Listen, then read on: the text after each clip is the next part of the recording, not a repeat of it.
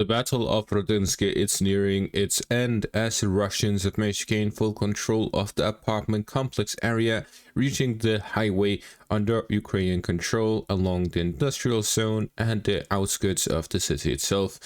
The Russians now remain fighting over the last residential area to the south of Rodinsky, following which the road is open for the Russians to cut off the intersection to the south.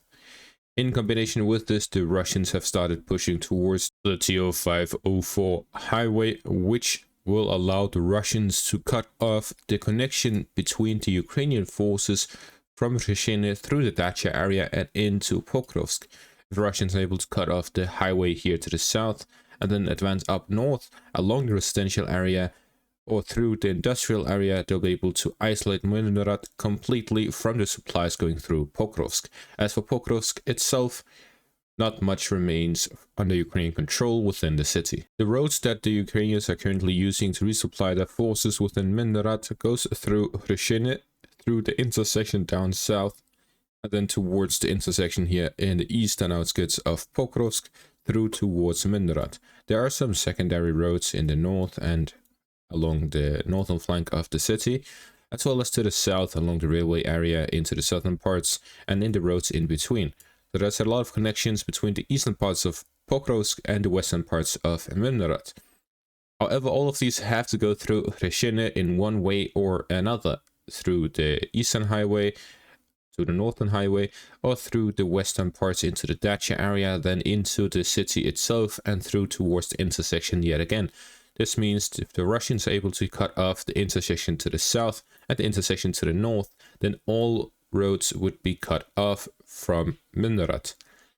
The Russians could either push through the residential area here to the west of the industrial zone, through the industrial zone itself, or from the flank through the highway and up towards the intersection.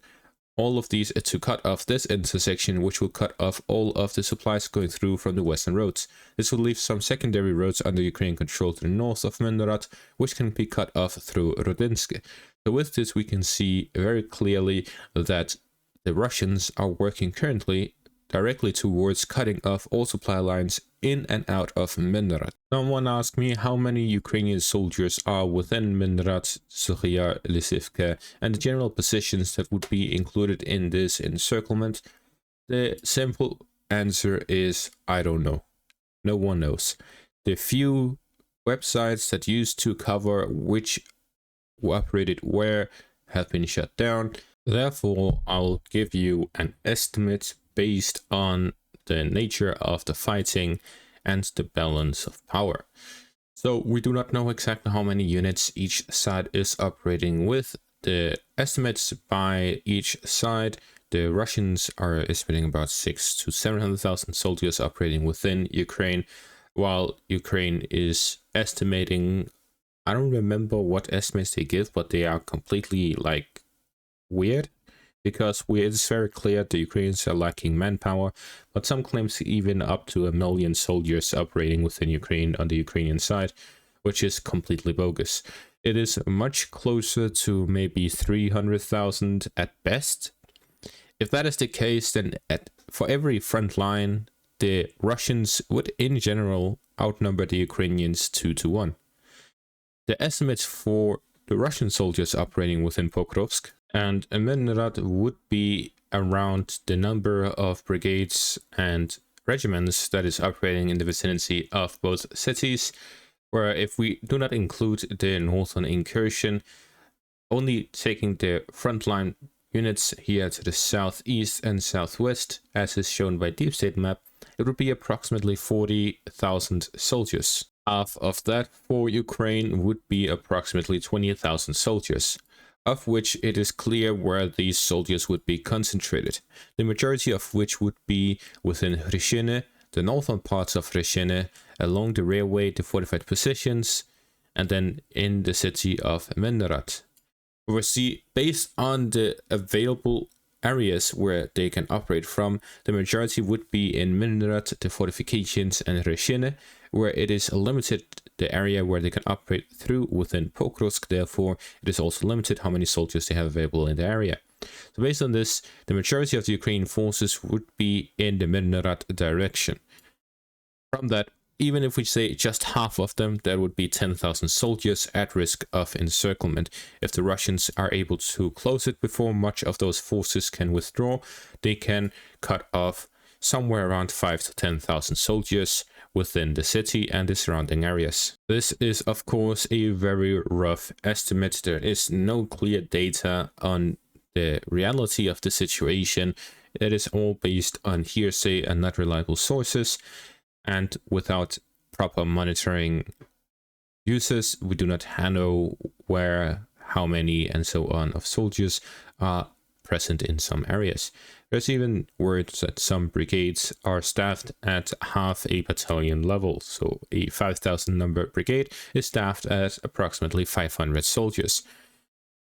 Regardless of the reality of the situation, the estimates, this is what they say, according to me, and we move on. To the north of Pokrovsk and Myrnohrad, the Russians are pushing further within Shahova, gaining full control over the western parts of the town, cutting off the road and connection between the northwestern road and the northeastern road that goes through the north from Shahova itself. This leaves only the eastern road, which crosses the river, and the Russian presence just in the outskirts of it, under Ukrainian control, to resupply the forces within Shahova and Volodymyrivka. This means the Ukrainians can still push through with some armored vehicles and reinforcements if they're able to fight off against the Russian forces on the eastern outskirts, to then send these reinforcements to the frontline positions. Other than that, the majority of the forces being supplied within the town of Shahova and Volodymyrivka is through drones. In the southwest, the Russians continue offensive operations along the first and second lines of defense, as well as within the Zaporizhia region. Starting out in the Zaporizhia region, the Russians have advanced to the south of Malotokmashka, gaining control over additional fortifications south of the highway, as well as to the southeast of the town. Both fortifications and first lines have fallen under Russian control, as the Russians develop offensive operations towards the town itself. The Russians are fighting over the present area yet again, where they're looking to consolidate their positions. If they gain control over the present area, their foothold within Malotokmashka has been secured, and they'll be able to push towards the central and western parts of the town. However, the area remains in the gray zone until evidence surfaces that these forces have been consolidated within the present area. Besides that, we see advances in the south and in the east, where the Russians are developing offensive operations in the vicinity of Novodanilivka. Any control over the highway will allow the Russians to have additional supply routes leading into the town.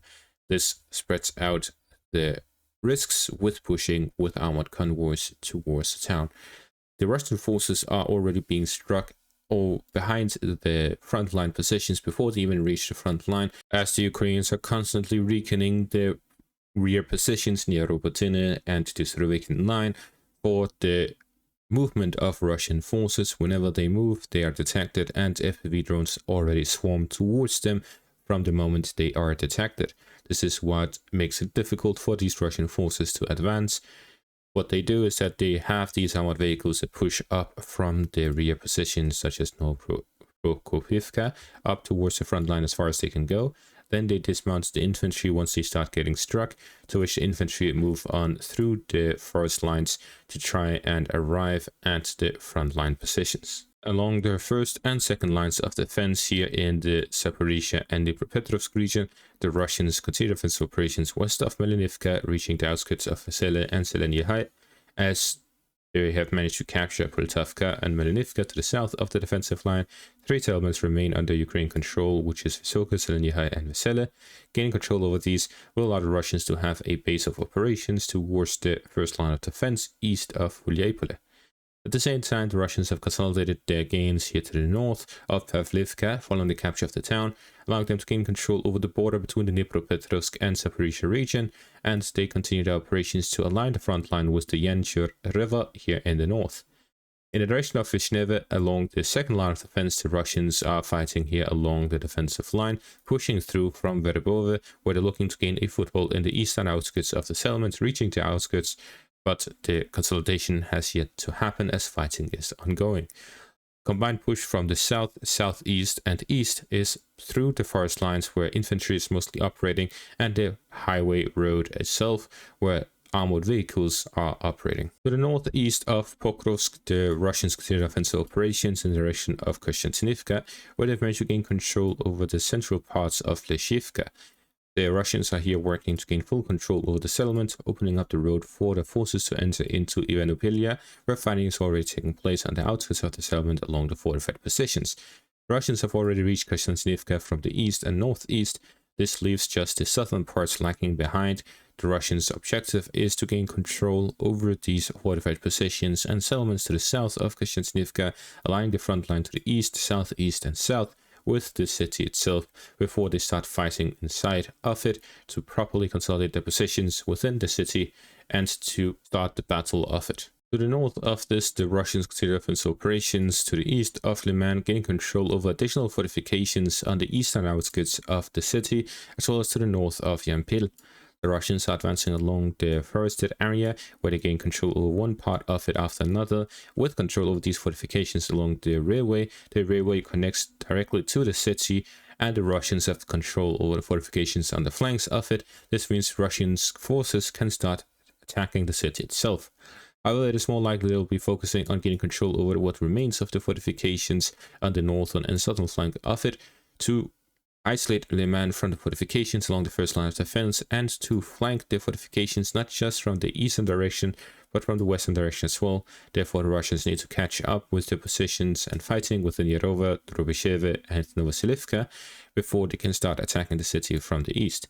Russians may be looking to flank the city itself and cut off the roads to the southeast and southwest of it before they start storming it as well. Therefore, the Russians have a lot of options besides storming the city directly head on, but if they see a gap in the Ukrainian defenses, it is not unrealistic for them to start storming the city from the east already. Moving further north, the Russians have also managed to advance within Kupiansk itself, gaining control over the positions here to the north of the school area and gaining control over the highway area.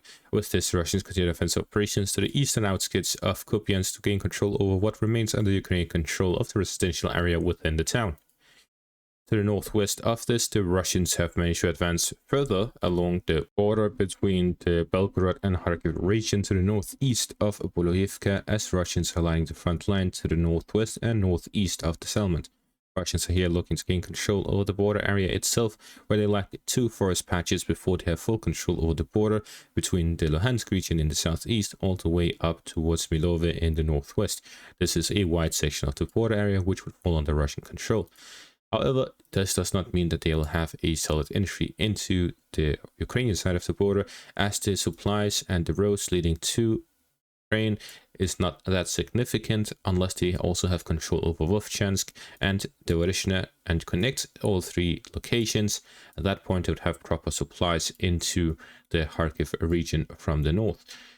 They also need to gain control over these fortifications, dragon-tees, lines, and anti-tank ditches that have been built on the border section. As for Wuhansk in the northwest, the Russians have managed to gain control over the northern flank of the Vovcha river line, here to the east of Tifrik, gaining control over additional forest patches as he continues consolidating the positions along the border area.